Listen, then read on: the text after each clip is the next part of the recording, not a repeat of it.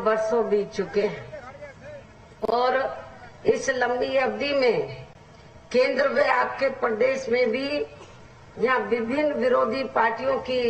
सरकारें रही हैं, किंतु दुख की बात यह है कि इस दौरान यहाँ सभी विरोधी पार्टियों की रही सरकारों में आपके प्रदेश सहित पूरे देश में भी यहाँ दलितों, खासकर यहाँ दलितों, आदिवासियों, पिछड़े वर्गों, मुस्लिम व अन्य धार्मिक अल्पसंख्यकों के साथ साथ गरीबों, मजदूरों, किसानों, व्यापारियों एवं अन्य मेहनतकश लोगों का भी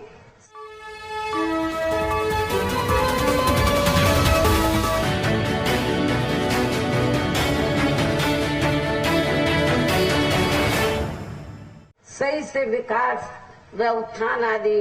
नहीं हो सका है। और इस संदर्भ में मैं विशेषकर यहाँ दलितों, आदिवासियों व अन्य पिछड़े वर्गों के लोगों को ये भी बताना चाहती हूँ कि इन्हें परम पूज्य बाबा साहब डॉक्टर भीमराव अंबेडकर के कड़े संघर्ष व अथक प्रयासों से भारतीय संविधान के तहत मिले अधिकारों में से सरकारी नौकरियों में, विशेषकर सरकारी नौकरियों में जो इन्हें आरक्षण की सुविधाएं मिली हैं, तो उसे भी यहाँ शुरू से ही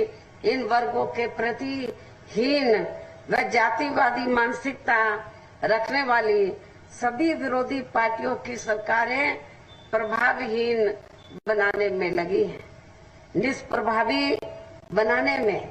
तथा इसे अब धीरे धीरे खत्म करने की भी पूरी कोशिश में लगी हुई है। यही मुख्य वजह है कि देश में आजादी के बाद केंद्र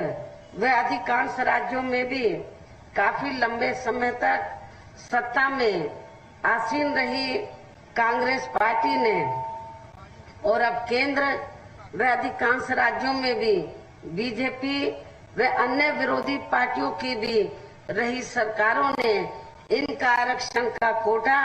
अभी तक भी पूरा नहीं किया है। पदोन्नति में आरक्षण तो इन्होंने मान्य कोर्ट की आड़ में काफी हद तक खत्म ही कर दिया है और इस मामले में लगभग यही खराब स्थिति हमें यहाँ आपके हिमाचल प्रदेश में भी देखने के लिए मिल रही है। इसके साथ ही अब इन वर्गों के लोगों को प्राइवेट सेक्टर में आरक्षण दिए जाने की व्यवस्था किए बिना ही केंद्र व राज्य सरकारों के भी ज्यादातर सरकारी कार्य यहाँ प्राइवेट सेक्टर के जरिए ही देश के बड़े बड़े पूंजीपतियों व धन्ना सेठों आदि को ही दिए जा रहे हैं, जिसके कारण अब पूरे देश में इन वर्गों के लोगों को आरक्षण का बहुत कम ही लाभ मिल पा रहा है।